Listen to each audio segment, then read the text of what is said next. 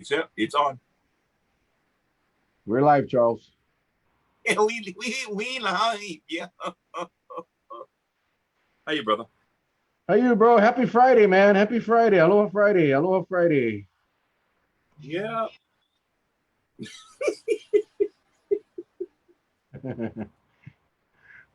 What, man? You always laugh. Yeah, because today is actually Saturday. Not really? Is today Saturday? Yeah. Oh, darn. Today is That the means 30th. oh my God. Really? Today is the 30th. I would Really? like to say aloha no. Hey, I'd like to tell the viewers out there who are watching, thank you so much. I got a lot of feedback on the video I did today because my safety tip was about people that need to use an EpiPen in case of an allergic reaction. And that if some of you are in the area that might need to or have to help and assist, I don't want you to be afraid of that pen because that pen is a lifesaver. So I went online. I teach everybody how to use a pen, what to do, where to stab the person in the leg, and so forth. So I really appreciate the comments that came in. Thank you very much. Well, Thank thanks you. for doing that. I saw your video and I went go buy one. I didn't go buy one today. I didn't go buy one. It's just that this thing, I don't know how to go through the skin. Huh? I don't know No, if that thing.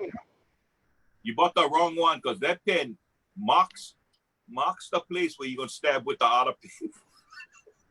Well, I bought two because you had the second one half price, but this one, little bit sharper, but it just doesn't go.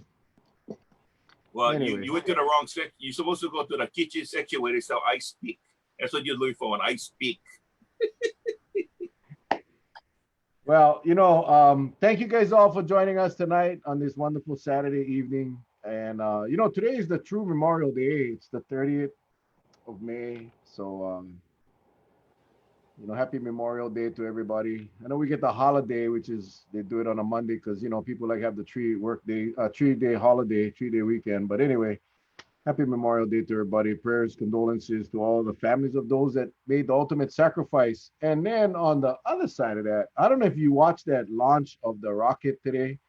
Yep. SpaceX sent two astronauts. I mean, I tell you something, man. I got chicken skin. I don't know about you, but the last time I watched a live, I didn't even watch it, but I was listening on the radio many years ago. I was in my patrol car. I'll never forget this. Keelia Lookout, listening to the launch of Columbia, and of course, we all know what happened there. And so today was the first time I've actually watched or listened to a launch, and I gotta say, man, I had chicken skin. I had chicken skin watching that rocket lift off and the amazing camera views they get nowadays, camera on everything. You almost feel like you're in that capsule with the two guys and Mm-hmm. and they're up there, man. They're 19-hour flight to the space station going about 2,000 miles an hour, man. That means that thing is pretty far away.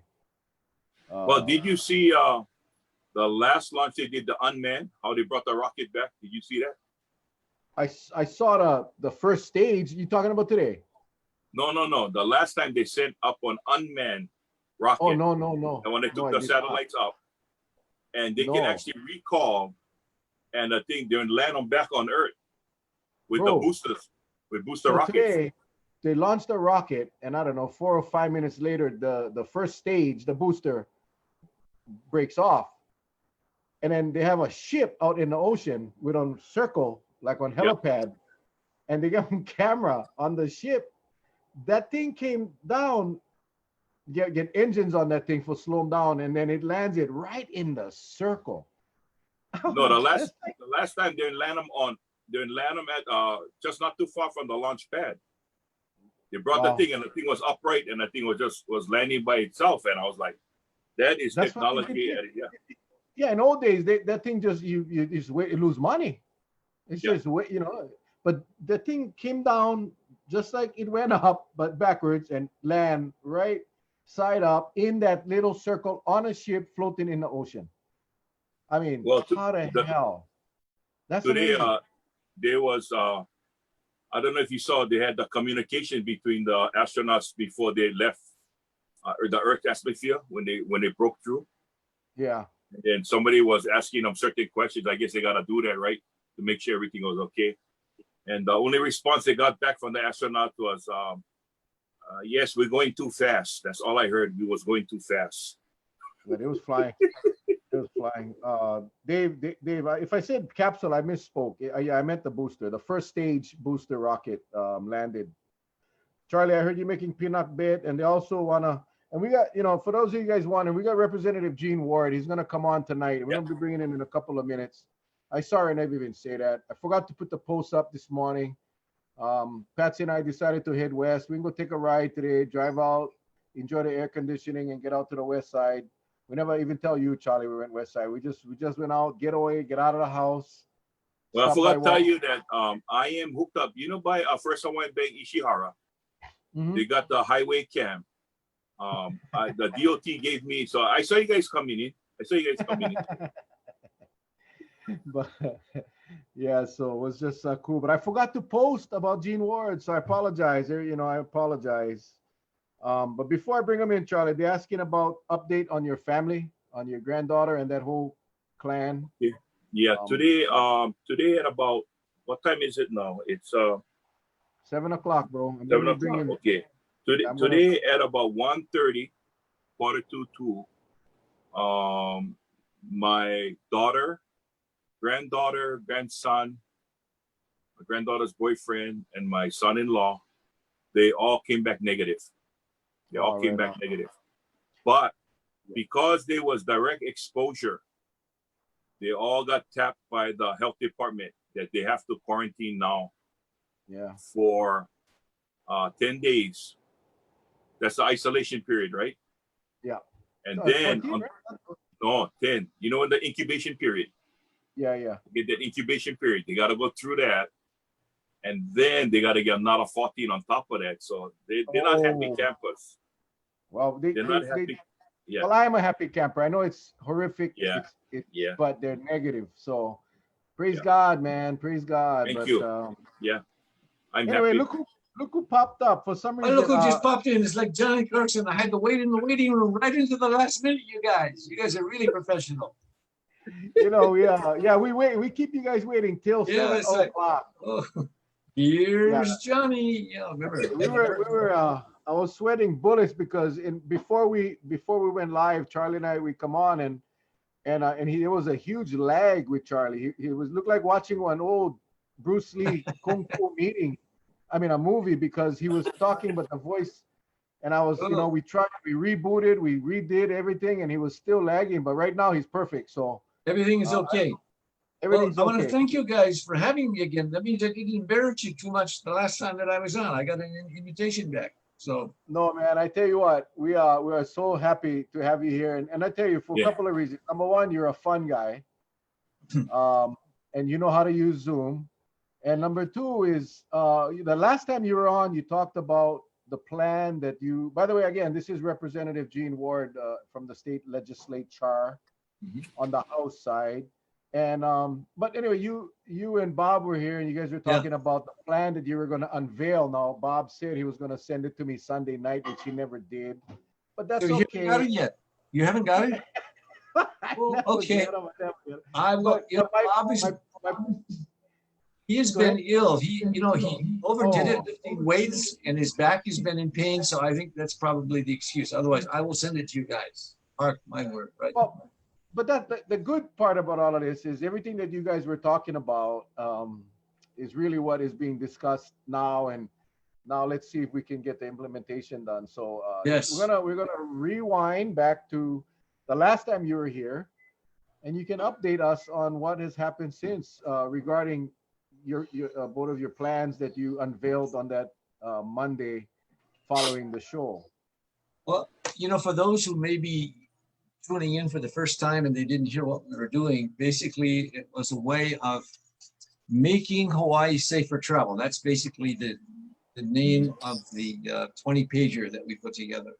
And Bob is on that special committee that not the Senate, but the House put together, that's going basically all the different ways of what we're going to do, how we're going to do it. And we're the only guys, at least as far as we know so far, that have put together actually a game plan in writing in terms of stages and what needs to be done.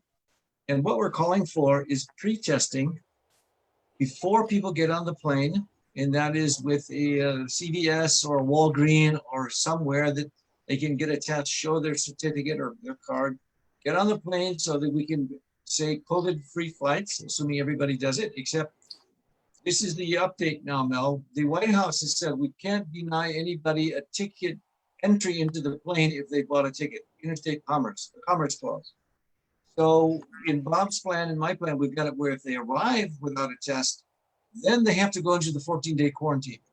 Case in point, if you're rational, you don't want to spend 2 weeks in a hotel, you take the test. And when you get here, you take your temperature. And if you don't have the test, you take it and you go into quarantine. And Bob's idea, and both of us veterans, you basically have the National Guard taking over that with their bus and maybe going to a Fort DeRusso or someplace where there's a real quarantine, not a small one.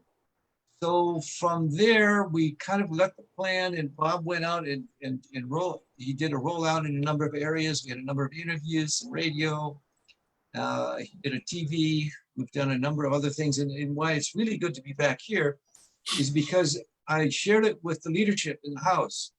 And they said, run with it with the White House, because the White House says, you guys can do this. So if anybody tells you you can't do pre-testing, please, Charlie and Mel, don't buy that. They said, either it's going to be gubernatorial or it can be legislative. So what Bob and I have done is got a bill that we've drafted. We've sent it to the White House. They're vetting it to see if it nuances all of the FAA and the DOT kind of, so we don't step on the Commerce Clause in other ways. And you know we're going to go back June 15 into session. And hopefully that will be with leadership's backing, a bill that we can pass. And then we can start opening up the visitor industry. Opening up the visitor industry, which now people are really just climbing the walls. And I'll tell you, it's kind of a sad but historical day. You know, the best of times, the worst of times. We got the mainland cities burning. At the same time, we've got guys going up to heaven to the space station. It's just two of those contrasting things at the same time. So what we've got is a real potential to do something with testing and not just talk about it. And it's a plan that is hopefully getting massive circulation. And I know you guys on Kauai were very interested in it. Well, let me ask you, you know, regarding what you folks had rolled out, what do you see as, and again, you know, we've been down this road before, because I saw your the news coverage when you were interviewed, and you said now everything was in the hands of the governor, said up on the 5th floor. I remember you said that very, very distinctly. And so why does it seem like, because everything is geared towards safety. There is no other hidden agenda but safety first. Lives first and livelihoods. Yes. Hopefully in a balanced way, Charlie. But it seems like just somebody just does, and you know, we refer to it every time we've had an interview. You know, somebody doesn't want to pull the trigger on this one, because I can't see how it's going to hurt anybody. It can only make things better. It might inconvenience a little, you know, some, but we're looking at the greater majority of how you keep the greater masses safe, right? Exactly. What you're asking me to play a little bit of inside baseball, but I think it's probably public knowledge by now. The two people with their foot in the aisle for testing at the Department of Health is the Doctors Anderson and Park.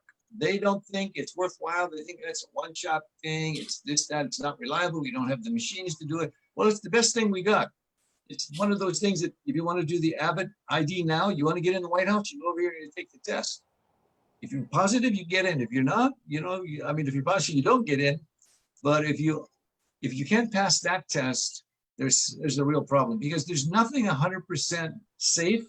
And Charlie, one thing that I should go back from what you said, it's not just the governor, it's the governor or the legislature. And that's why we're introducing this bill to see if we can do it at that level. As you know, the governor and the legislature always agree on a lot of stuff. So it's doable, but what I'm basically saying is the political will has got to be there. They've got to do it. And right now there's no alternative, but eventually, you know, the UK is now talking about that. Cyprus is implementing. Emirates has done a finger prick. it's coming to where, hey, my God, that's the only really kind of security blanket we've got. And particularly, I don't know if you've been looking into Eric Gill's perspective. He says, hey, my hotel workers, I don't want to send them back to the hotel and they get exposed. And this is where Bobby McDermott comes in. He says, they're going to die. If they come home to a real elderly kupuna, they get sick and die. There's going to be really bad blood, a real big pushback and reaction to that. So it's the safest and the best way. And we got to get our economy going because, you know, we're not built to lay around and do nothing. I mean, we're a dynamic people with a dynamic economy, and we've got to get the thing open. And no one has set any dates. Last update, Mel. We are doing a part 2. The part 2 is putting timelines, who's responsible to do what, when, and how much it's going to cost. Like the machines, we want to buy 400 of those machines. They're trying to get the estimates of 5,000. And we're also going to do keeping Hawaii's employees safe. A lot of people are concerned when they go back to work, are they going to be safe to go into the doors, whether it's the sanitation part of it or any of their colleagues have had testing. So we think if we have a testing program for even employees, it's going to be to the benefit and to the security of them, particularly some of the unions or even the stewardesses on the airlines who are very concerned about exposure. So that's the update. Well, I know Alaska, I just saw an article, Alaska is going to implement the testing, the airport testing. That just came out yesterday. I posted it up. It was from an Alaskan newspaper. Before So they get on the flight? Before? Correct. Or no, I mean, they're going to require what we're talking about, what you guys were talking about, they're going to implement. Okay. And so, I mean, we knew anyway from when the FAA said we could. I mean, this is what bothers me, I think, in a lot of people is just the time it takes to implement these brilliant ideas. And, you know, it's difficult to understand why and it's in all facets, you know, if it's unemployment program, it's this whole, even the testing, just getting testing done. I mean, you know, how long it took, and we're still not there. I mean, we still battle with the need for testing everybody that thinks they should get one, asymptomatic or symptomatic. We've gotten better, but we're still not where we should be. And I think for the people, we wonder why. Why does this? Well, part of that is every crisis needs Rudy Giuliani, and I'll say every crisis needs a leader who's strong, wise, informed, able to communicate with a lot of people in a lot of ways.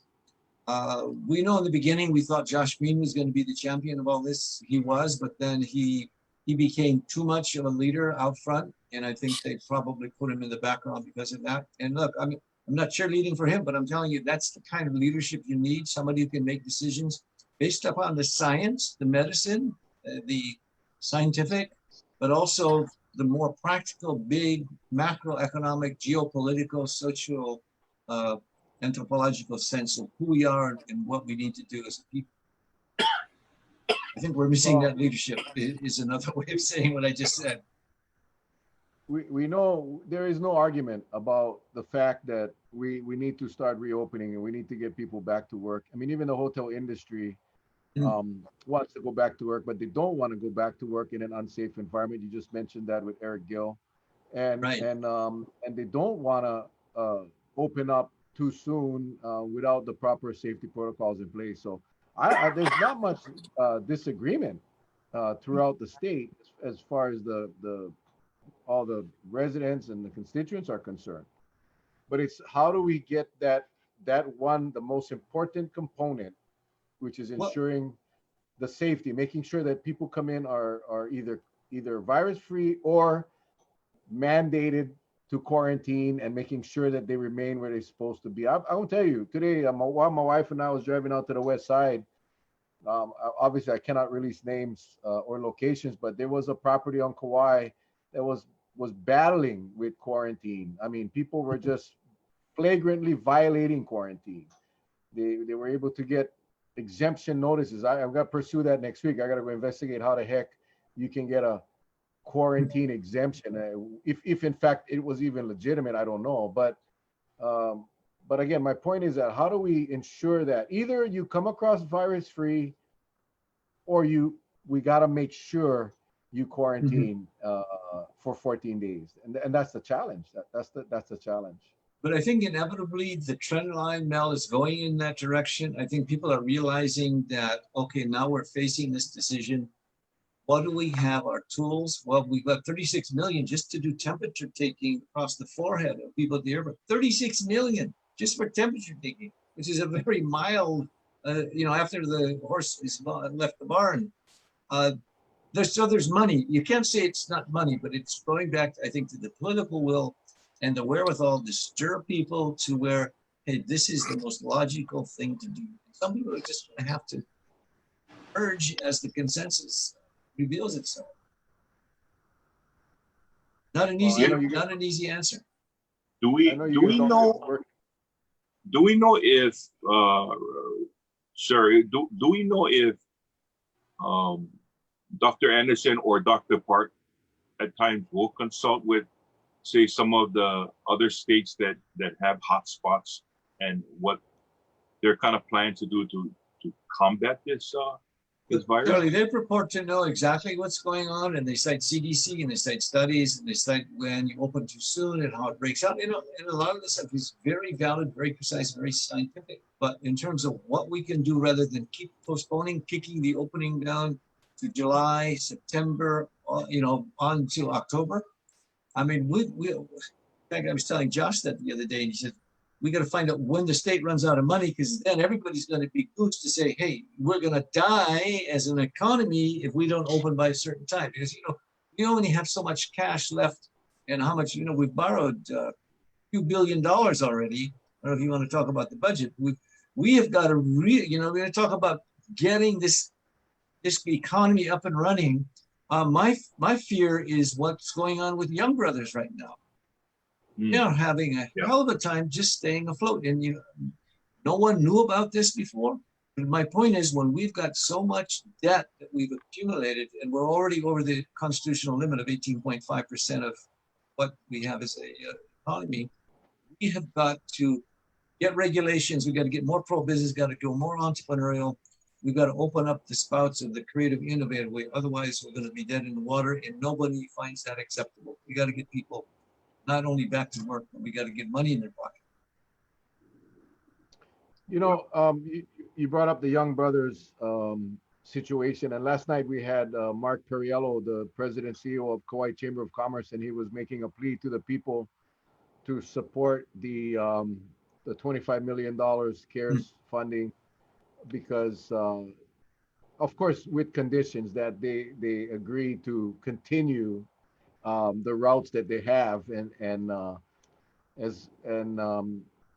what is your take on that? What is? Well, I think it's the money issue, but then they said some of the deregulation may be necessary to keep them afloat. Otherwise, while the economy was humming along, they were doing quite fine, but we didn't know that they were actually, how would you say, bleeding or leaking a lot of their cash out. And now with COVID, I mean, that's kind of the real test of their viability. What we've got to look at are some of those regulations. The 25 million, probably the House and the Senate could do it without much difficulty. I don't think that would be a big problem. I mean, look, when you guys had the Niki, what did we do for Kauai? How many hundreds of millions that we said, hey, you guys are good. We're all together on this thing. Let's do it.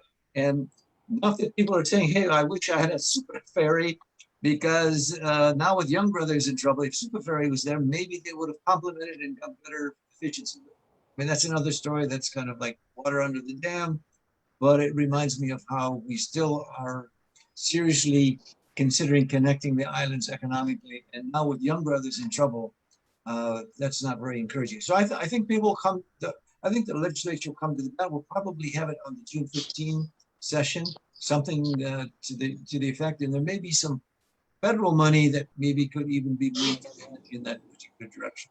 Who knows? There'll be a loophole figured out if it's possible. It's tough when your back is against the wall. I mean, what do you tell Young Brothers? I mean, they come down and they basically laid a threat. If we don't get the money, we're going to cut the service to the outer islands. And they're also asking for a rate increase as well. But how do you tell them no? I mean, exactly. Are they too big to fail? Well, they're not too big, but they're too important in keeping our islands together to say, okay, you guys just go bust, and we'll recreate the wheel with somebody else, or we'll do a mini Matson or whatever. No, it's not going to happen. I think Yeah. those kinds of things are workable, Mel and Charlie, but it's where we, and I think I said this with Bob the last time, we have an economy that doesn't fit the size and the needs of its people. We got a guy, take the example of a father who's got 6 kids. He's got enough money to feed 3 of them well, 2 of them kind of so, and then 1 is really kind of on the margins. We got to have an economy big enough so when somebody gets a job, they can basically support themselves. We can't do that. We've got a great social net. We've got a good fabric. Is a good safety net. But in terms of how economic development goes, some people are even regretting we got to rev up tourism again. Well, that's still the golden goose that lays the egg. So we got to do that and diversify into other areas, like the Hollywood of the Pacific. You guys make great movies on Kauai. The Geneva of the Pacific. We can get Kim Jong-un and the president here. We should be the aerospace of the Pacific. People have been, they say you got the perfect coordinates for being the space center, astronomy center of the Pacific, sports center of the Pacific. But diversification is, again, asking for the political will. And if you don't have it, it just doesn't happen. So we cut the pie thinner and thinner, and we spread it around, but we never grow the butter. We got to grow the pie is the position that I take. Well, you know, it gets kind of scary in a sense, because I know at one time and I'm pretty sure it's still on the table, we're battling with the minimum wage, right? The Yes. amount that we're talking about. But I know, like in the restaurant business, it's only going to come down to where the owners will have to pass that cost on to the customer. So it'll get to a point where if you go to a place to get a burger, it's I can see the burger going to be running around $20 a burger. I mean, it looks that way. And Charlie, we promised the people of Hawaii, at least the leadership promised, we're not going to increase the cost of living. We're going to reduce the cost of living, and all the things as those are indicated, what you just said, that's going to increase the cost of living. We don't really see how sensitive these people who are living really on the margin are. So just a burger, just, a quick takeout. That can be the difference between making something, buying medicine or not buying medicine, having the kids in school. That's another thing, Mel and Charlie, we're going to have to really revamp and rethink. The school system. We don't know what it's going to look like when they go back. And when they go back, is it going to be still with some online learning, a little bit of homeschooling? We don't know if there's an indeterminate date when we're going to open for the visitor industry. It's really indeterminate when we're going to open the schools. That's a really sensitive one because it's keiki oriented and it's got a lot of liability. And if I can mention this, one of my constituents has an insurance business. He has got his agent signing a waiver when they go in, when a client comes in and they talk. So if I give you, the agent saying, if I give you the COVID-19, you won't hold me liable. And if you give me COVID-19, I won't hold you liable. That's some of the things that are going on now, just to make the playing field like, hey, all the lawyers are going to have a great job going on, but it's where things are being recreated and innovatively, and hopefully for the better when we get out of this. I'm sure we'll see some legal activity once all the dust settles. I think in many different areas of law. I think once the dust settles. We talk about diversifying our economy, and Kauai, we've had opportunities, and it's tough because you have a very large segment of the community that, while arguing arguing for diversification, when new industries are trying, we talked about SpaceX. PMRF is a great place for many space programs, but there's a segment of this community that doesn't want to see the military expand or any type of space programs. They don't like large ag farms. They don't like, obviously, the super ferry. We talked about the super ferry. It's very difficult here on Kauai because you have that group of people that, and it's not a small one, that opposes pretty much any type of development or economic development except for sustainability. And we gotta infuse our economy with money that can support our families. That's just the bottom line. You can't have your cake and eat it too. But it's difficult on Kauai. It is, similar to like Molokai or not Honolulu, man. Honolulu, you guys, you take whatever you can. It's but you guys have different got thing. the PMRF, you've got the Space Force, at least the skeletal version of the Space Force right there, of which if there was the political, I would think you'd want to take that thing and run with it. Now you'd want to grow it. Now are people against the Space Force? Because I mean the PMRF got there. This is not much different than that, except it's going to be with a lot of external relational sort of things. I think those are the things that we could capitalize on. We are great on the two advantages we have. We have great tourism advantages and we have great defense spending advantages. Taking that and running with it. I even in my paper that I put for, I think Civil Beat our 6 strategic advantages, we need to have a military industrial complex owned and operated by the Hawaii people.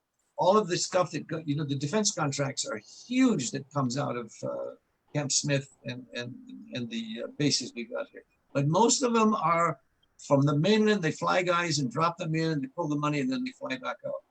We need to have really a defense industry here, a lot of professionals. We can get them to introduce or bring their companies, or Charlie, you start one when you come back to Oahu.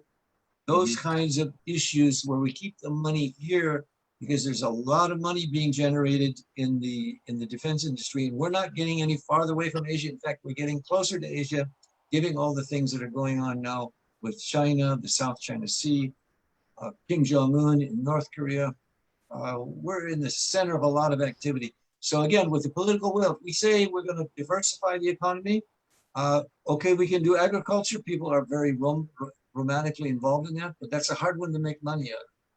That's a tough one because of the limited market, and you've got to have a higher price area in order to make it viable. It's kind of a specialty product like vanilla, raised vanilla, and you can make so much over just a couple of acres. It's a very difficult specialty. Well, I think one of the things that I've seen, and I just, sometimes I daydream about it, and that is, for us to be viable, like you said, making the cost of living here more suitable so we can survive. But yet we all know that because we're floating out in the middle of nowhere, everything has to be either flown or shipped in. So we're not like the continental US where we can just drive across state lines much cheaper. We're subject, we're basically in a hostage situation because everything has to be either flown or shipped in. 90% plus. Yeah. Yeah. No we can't question. produce. But the key is, and this is the for either countries, people, individuals, or families, you take a negative, you make it a positive. You take a problem, you make it an opportunity. You take lemons and make lemonade. That's the way we got to change our thinking. Who's the most anti-business state in the nation? Who's the most unfriendly to businesses in the nation? Hawaii has got a reputation.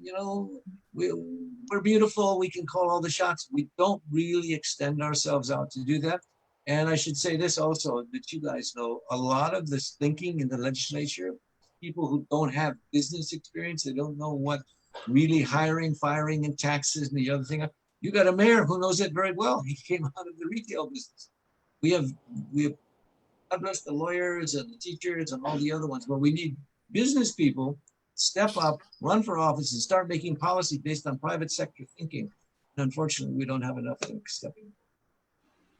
I always said if the state went into a partnership, public-private partnership, and get business, like you said, the business mentality, handle the state like a business and think of it like a business.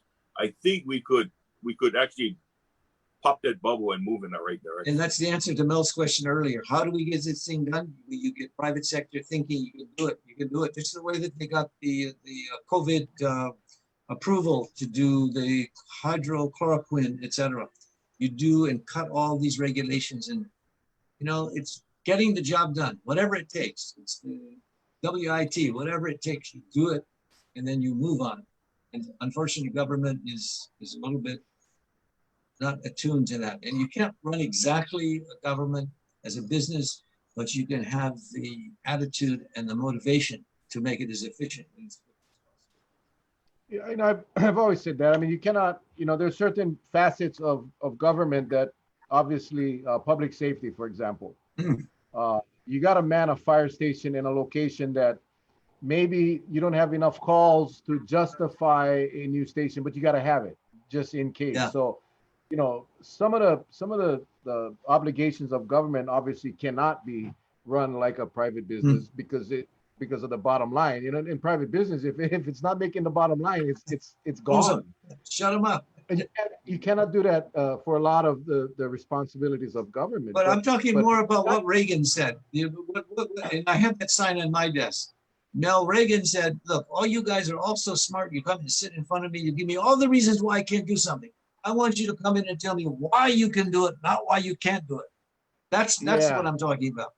And bingo, that's on target. You talked about regulation, and I'm a small business owner. I mean, I've had a small business for a long time, not doing it anymore, but because I really couldn't afford it no more. The regulation, the taxes, all of these things that this state is very quick to reach their hand out to take versus incentivizing people to start the business. You start a business today, by the time you get all your licensing and your insurances and your work comp and your unemployment and your social security and all what you got to pay out, and understanding some of that is federal requirements as well, but it's very difficult for someone to start a small business if you don't have a heck of a line of credit or cash. And most entrepreneurs starting out do not have that, and it's tough. And, You got to and build Mel, that. you're speaking the pure, unadulterated truth. The difficulty is, the assumption is, and I see it at the lecture all the time, if you're in business,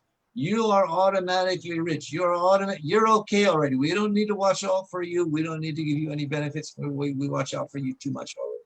So that is kind of a perception that if you're in business, you're already strong. But now we're seeing a lot of them fall by the wayside. We're seeing a lot of the foreclosures now. Housing industry is going to be hit.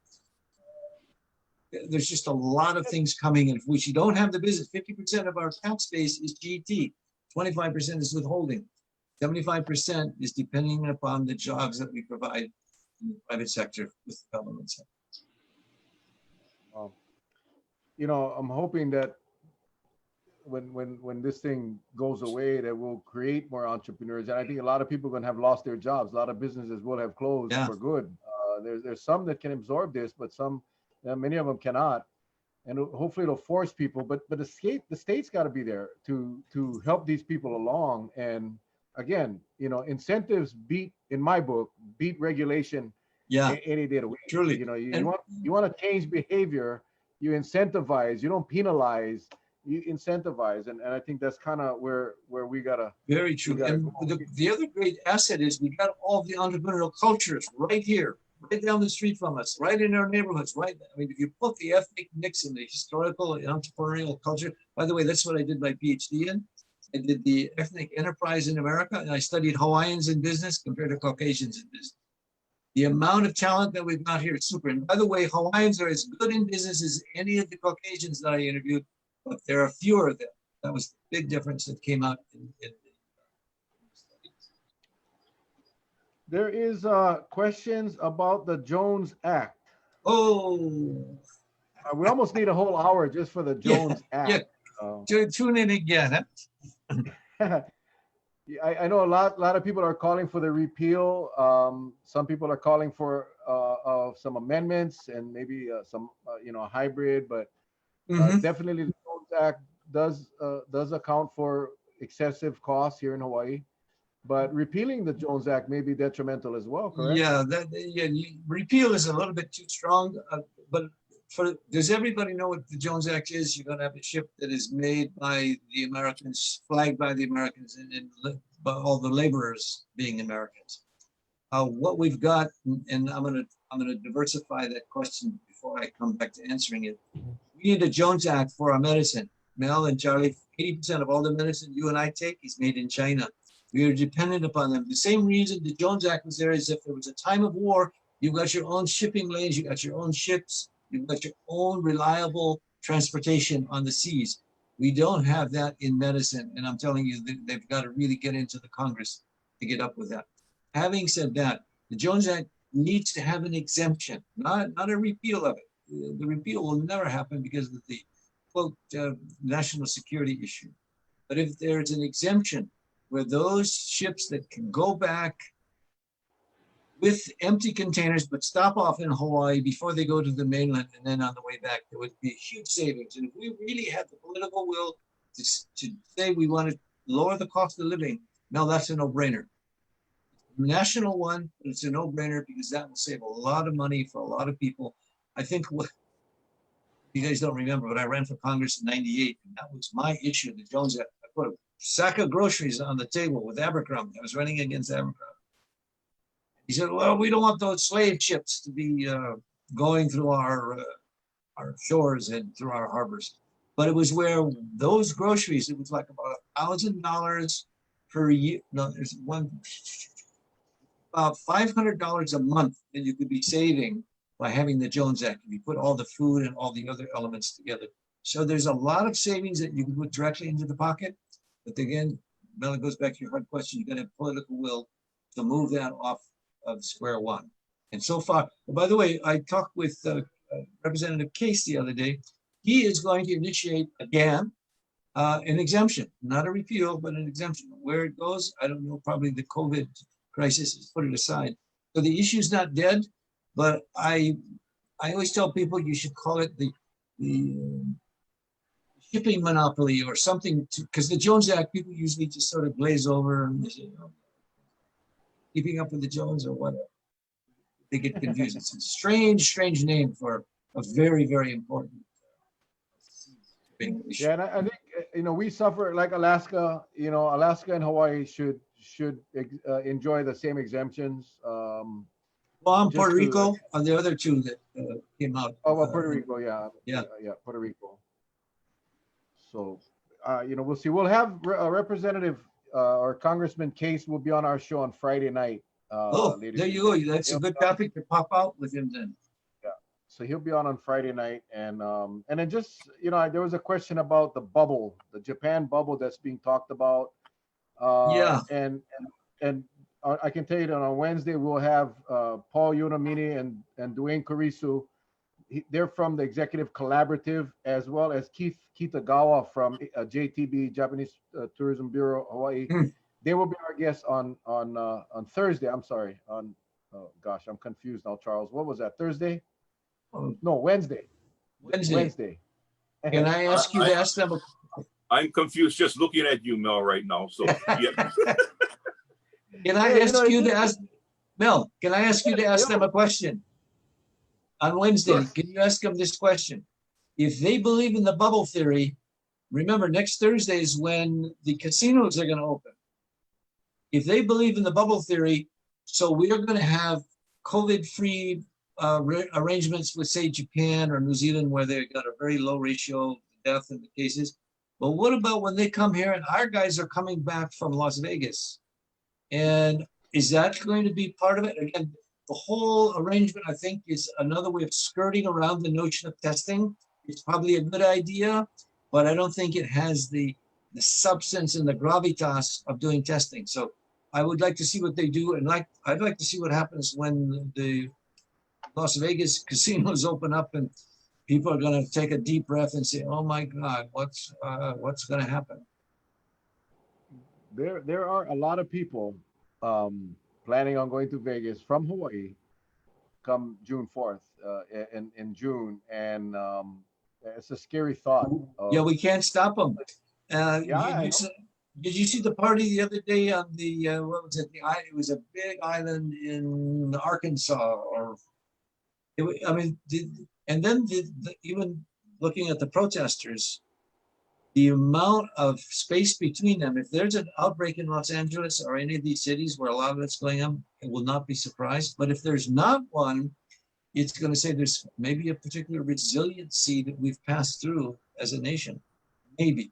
We don't know that, but it's going to be interesting because nobody was doing spacing in any of the protests that I saw. Well, we are, no pun intended, but we are rolling the dice with Vegas. And you know, We're not going to go to Las Vegas, but we're going to. Well, because, no, we are risk-taking people. You know, just being where we are, what we're doing, we can't be risk averse and risk free. We've got to be calculated risks. That's what generally businessmen do. It's calculated. It's not a gamble. But if we are too afraid to open our economy and let all of these things that are happening, you know, suicide is up 80% in terms of attempted suicide. My wife just read the figures. Those kinds of things that are happening where people don't know what's going on, you don't see or hear about them. There's a lot of that stuff that even with the riots going on, people got pent up 2 months of sitting and doing nothing. You can't put your Ferrari in the garage and just start it up and then pretend it's going to be okay. We've got to get back being who we are, being freer. I would like to see the economy open up, by the way, on July 4th. Freedom, independence. Let's go back and do it. They may do a inner island modeling first. You probably interviewed people on that one. You want to do, if we can do a testing and we can get the neighbor island travel, then if that works out, then we may consider the travel with the mainland. Who knows which way they're going to go. Well, you know, last night we posed this question to the chamber and the businesses, because it seems as if to open up our state, we're opening up in layers. Mm-hmm. And so I posed a question: do you think it would have been maybe an idea that when we shut the state down, because this is the first time in my lifetime I can say, and I'm 61, that I mean, you know, we had 9/11, but everything didn't just come boom. Every single island in the state just shut down one time. Mm-hmm. That if we took the shutdown in layers, bringing it down, so we could try to, I guess the purpose would be to try to isolate and try to find where this virus is, instead of just collapsing everything one time. Yeah, it was a bit of a knee jerk, and you reminded me. I tell people I'm tired of playing communists for the day. Tired of trying to tell people what to do, when they can do it, how they can do it, what they got to wear when they do it. That's not the way the government was formed for America. It's people who are self-governing, and we kind of maintain their rights. Shutting down, okay, we're under an emergency, but we've got to rationally get ourselves out of that. As you're saying, we should shut it down rationally and also open it up. And I hope we're going to do that, and people not being fearful that they can make those decisions. This is a time for leadership, Mel and Charlie. This is a time to test the mettle. And I'm not going to mention some of the surveys that civil media has done, but you've seen some of the disapproval ratings for people who have not really shown too much leadership, and those who have shown leadership, and some of the probabilities of what they have for November coming up. That's all words, of course, but you know who I'm talking about. Well, you know, one of the boogeyman issues that Mel and I was talking about earlier was we could see that we have an upper leadership one wants to open up inter-island travel, because if our numbers are that low, hey, open it up, right? Mm-hmm. Lift the quarantine, open it up. And yet on the other side, the one who actually calls the shots is like, So, you know, just that alone, the message that went out to the thousands of citizens of Hawaii is that, I mean, I'm just going to speak for myself. We are being led by something that goes in a circle. Okay. There is no vision where it's going to go. Just say, hey, just go in a circle. You're being jump very diplomatic. Charlie, You're being very diplomatic. You're being very diplomatic. But we've got to get out of that tailspin. And it's going to take some determination and somebody with a chutzpah. They say, okay, guys, here's what we're going to do. As I said earlier, every crisis needs a Rudy Giuliani. And my Republican friends, well, you can't say, but I think also the type of leader that Governor Cuomo is. Take charge, do it. You're not going to make all the right decisions all the time, but you're going to get it to where people will follow. And Charlie, what's missing in what we're doing? People don't have a hope on the horizon. They don't know when this thing is going to lift. And we keep saying, and this is where I think we're scaring the crap out of people, and incorrectly. We keep saying there's a second wave coming. No, there's not a second wave coming. I've looked at the numbers from the last 3 months through my own data collection in my office. The only time there's a second wave is when you really screw up and you open something too quick, like Japan. They opened their schools up and the thing spiked after it was going down, and it spiked back up. we can control the second wave. And someone who said, well, this thing is not going to go, we're going to be here forever and ever. Well, how many times do you guys sit and talk about the Spanish flu? Duh, it went away. This thing is also going to go on the ash heap of viruses. So from the viruses to the riots, this is a memorable day, and I'll always remember that you guys put me on the show again, because I didn't embarrass you the first time, and hopefully I won't do it the second. But thank you guys for having me tonight. No, thank you. Thank You you. know, I tell you what my fear is what when we're seeing across the country where the complacency of the citizens, the parties, the pool parties, the beach parties. I watched tonight on the news that I can't remember what state it was, but they got a few cases already, and now these guys are on quarantine. But the amount of people they came in contact with, you know, they will get many more.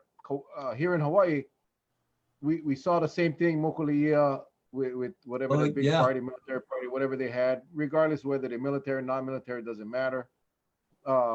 Ross's opens up, right? And You're talking about my wife's favorite shopping area. It's everybody's wife's favorite shop. But everyone forgot about social distancing. The people running around here without masks now, and that, I think, what I'm afraid of is that we'll see. You know, we had now in Hawaii, we had 3 cases 3 days in a row. Yeah, after being zero. So long without any cases. But Kauai, you guys in Kauai, okay though, right? The Kauai didn't have it. So far, we're doing extremely well. But what happens when that goes to 10? Or what happens if it goes to 15? You know, you mentioned knee-jerk reaction earlier.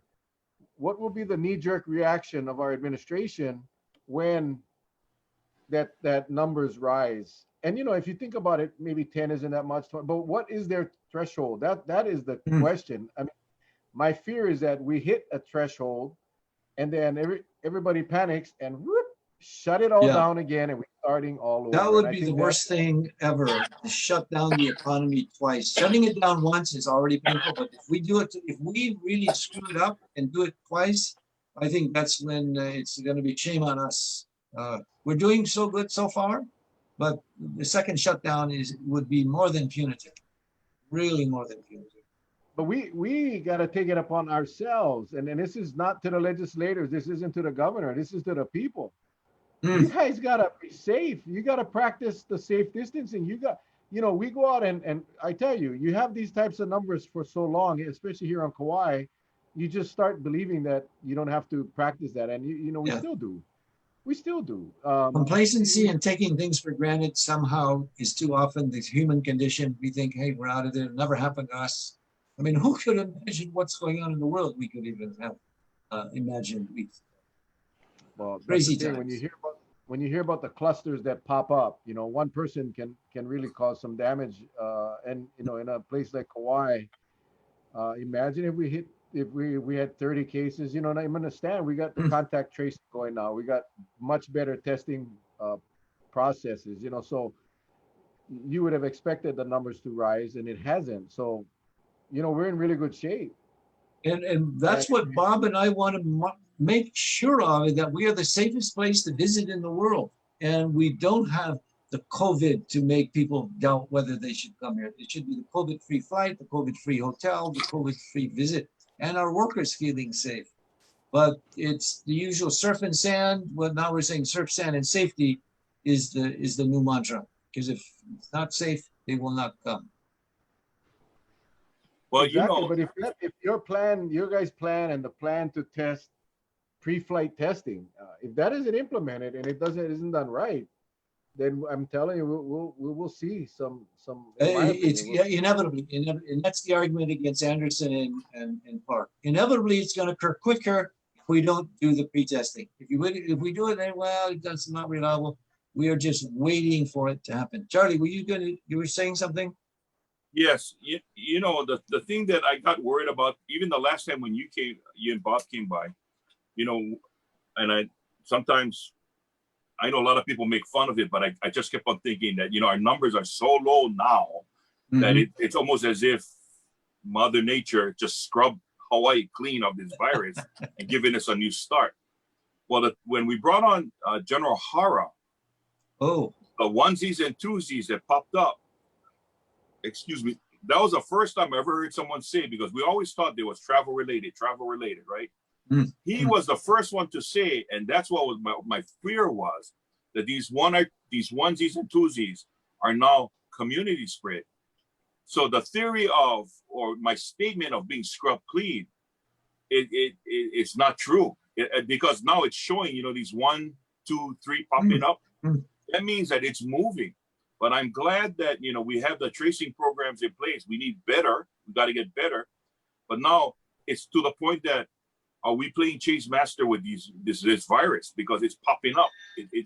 The ugly snake is rearing its head. But you know Charlie, do we know where it's popping up? We know different islands and counties, but do I know how many is popping up in Hawaii Kai? Do we know how many pop up in Chinatown?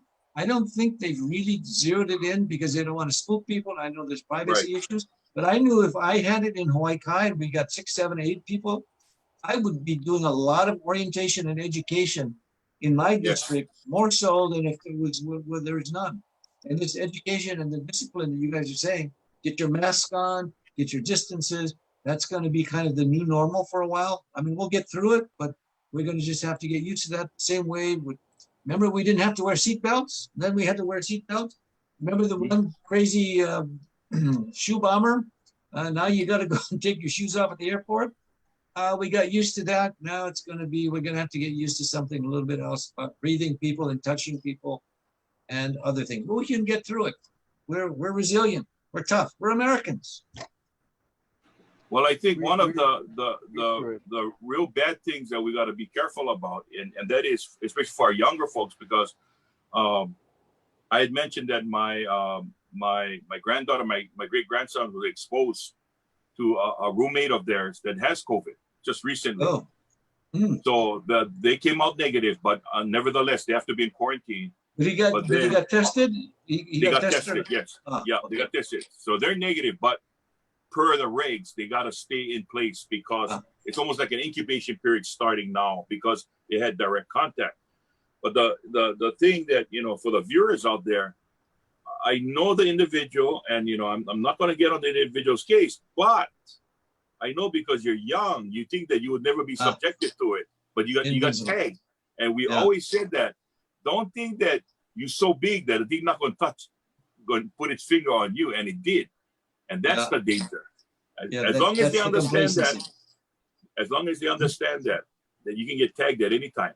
But didn't you feel better knowing that they got tested? I mean, you didn't say, well, that's not 100% sure, so you doubted it. You felt much safer in the sense that they got tested, and even though they're in quarantine. That's the kind of psychological assurance we need to give visitors, and we need to give our workers when they go back to work, so they're not spooked out and they're saying, oh my God, I don't know who's got this thing. So we're on the same sheet of music. It's a matter of just, I'm hoping the next time that we if we do this or we talk offline, I hope we've got a piece of legislation that the White House has approved, that leadership has approved, and that we're moving into testing. Again, not perfect, but it's going to prevent a second wave, and it's going to give an assurance that you can open the economy and you can have people go back to work and not feel that these visitors are going to spook us with their infection. Well, you know, it's the best we can do right now is with this testing. And we got again, testing is the key. And you know, what Charlie didn't mention is when his granddaughter's roommate went to the doctors with the symptoms, and got tested.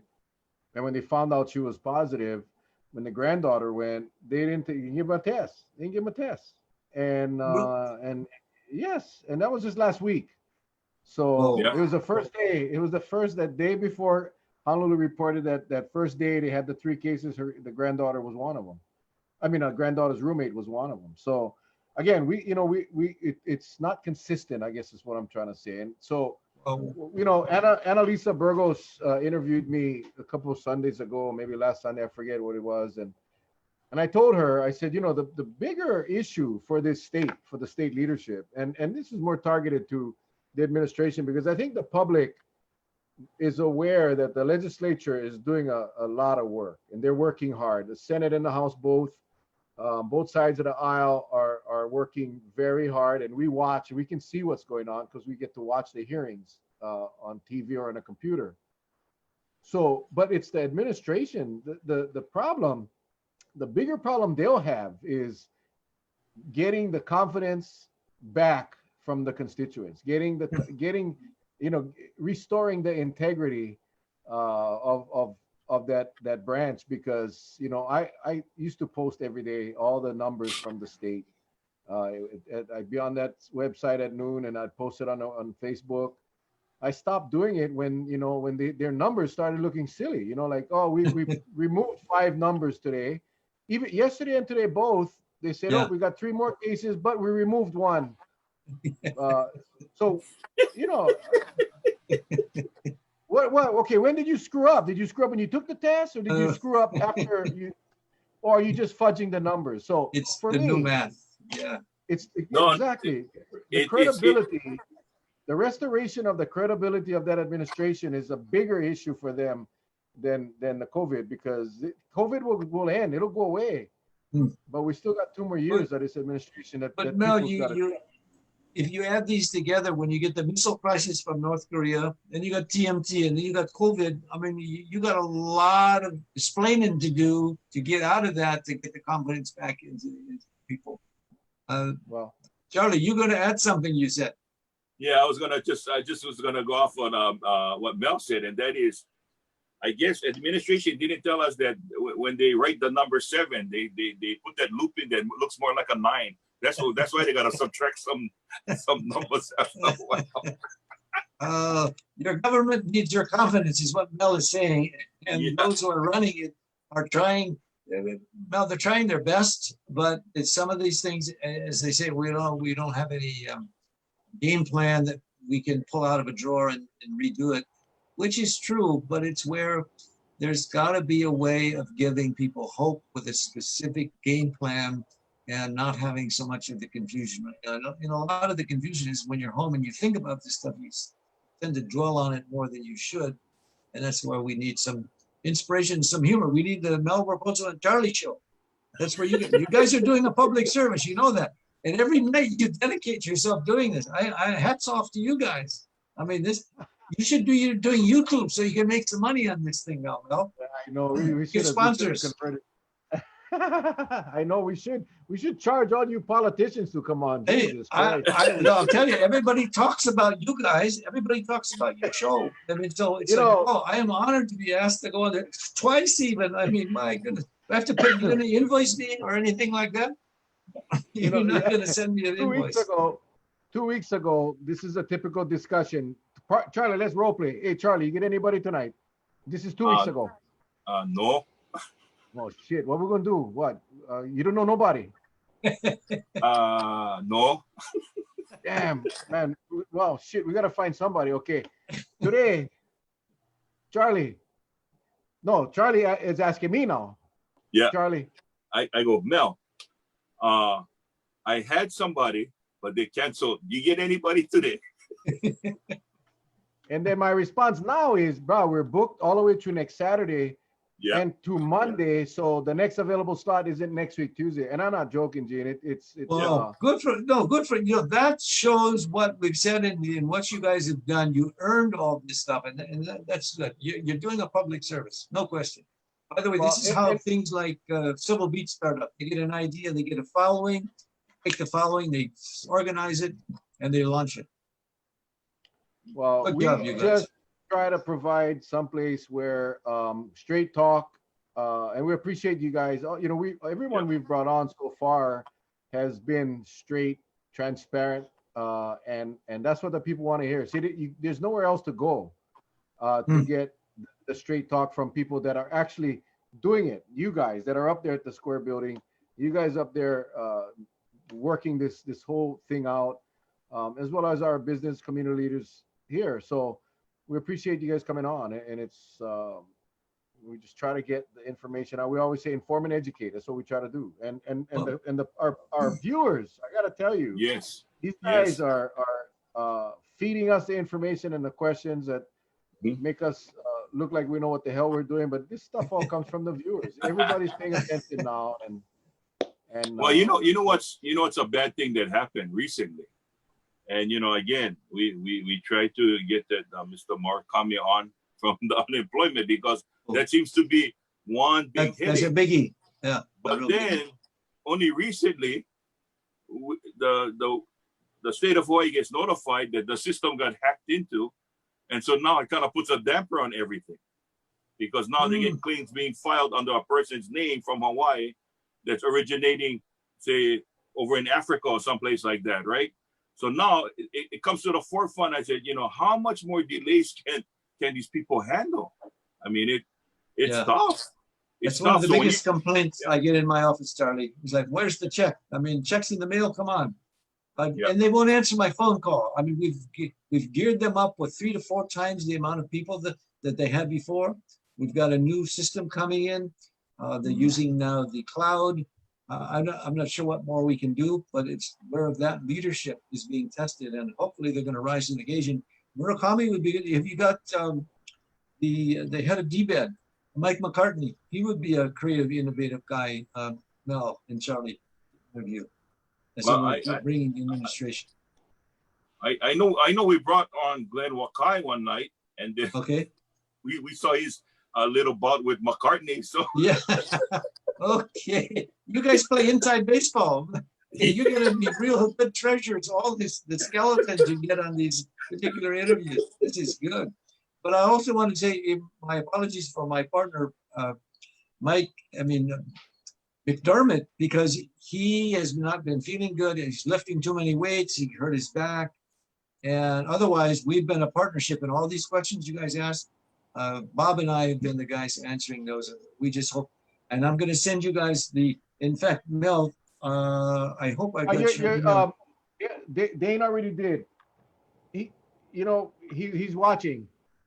And he sent you the Making Hawaii Safer Travel. He sent it to you? Yep. Right after. Okay, terrific. You said you're gonna get it. Bing, Diamond it did it. Diamond, my staffer, Diamond. Terrific. No, Diamond, thank you. What is his Kyle? name? There's Kyle, and I don't even know who it came from, but it Oh. came from somebody. But it was right after you said you'd get it to me. It was here. Okay. Amazing. See how So important Mel is, and Charlie. You guys mean a Thank lot to you. a lot of the people of Hawaii. So Yeah, so I am going to send it over to Charlie tonight so we can read it tonight and talk about it tomorrow, I guess. What is tomorrow? so where's Yeah, the tomorrow's guitar? I Thursday. think you guys sign off with the ukulele or with your guitars, or you didn't bring them tonight. Oh, okay. Okay, this is kind of like the theme song. Time to say goodnight, time to say goodbye. Okay. I Well, we get that. appreciate you spending your hour with us tonight, Rep, and sorry for the hat. This is so rude and disrespectful, but I mean my No. hair is out of control, bro. It is so Come out of as you control. are. Hey, you guys are a blessing to the people of Hawaii. Thank you for having me. And whenever, I'm not going to embarrass you in the future, I can bring you an update. If the White House says it's a go, I want you guys to hopefully pick it up and run with it as you intersect with so many people in the state of Hawaii. Thank you, guys. Hello. Thanks. Charlie, you were gonna say Yes. something, Charlie. I get nervous when I know that look. I know that look. It's like No, I wanted to just give a special shout out. First of all, thanking Representative Ward from Hawaii Kai, the beautiful area out there, and all the beautiful people. I mean, I was there when Lunalila Home Road did not have the planters in the middle. They put up the Oh, planters, then they Free had to take the Mufi. planters. Yeah, they take Pretty the, movie. Yeah, that Yeah, was Mufi's job. they take the Oh, my planters down. But I also wanted to just let the viewers know that because of the Coconut Wireless, the request came to Kauai, and we were able to send it back to Honolulu. And what had happened was we had a group of kupunas that, because they don't drive, they try to catch the bus to, those the handout for foods at the stadium, those areas. yeah. And every time they went, they just got up to the line and it closed off because they ran out of food. Whoa. So it came to us here on Kauai. We was able to dispatch our friends, and I want to give a shout out to Brian Miyamoto. He's the president of the Hawaii, the Farm Bureau for Hawaii. Oh, yeah, right. Good man.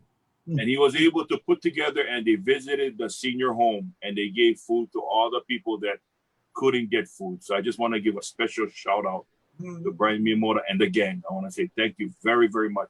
So you see the Coconut Wireless works. It goes from Honolulu to Kauai, and then it goes back. And the worked out food perfect. gets around. That's Yeah. terrific. Thank you guys. That's terrific. Then I just wanted to, and I didn't want to bring it up early because I didn't want to have a whole big debate on it, but I just wanted to ask everybody, send your prayers to our law enforcement officers out in the streets across the country tonight. Very dangerous situation right now for so many of them. Just gotta pray for them and pray for everybody's safety because I don't want to see nobody get hurt or killed. But we know it's a very, very touchy time. So please send your prayers tonight to all the law enforcement guys out there and citizens and residents of those cities. And of course, our two astronauts who's Hey, in the little capsule you. heading to the space station. They're going to hook up tomorrow, and that's going to be live. I cannot wait to watch that. It's gonna That's be tremendous. exciting. Exciting. What a day. What a day. All right, Charles. So this is again, Charles wrote the song. Here we go.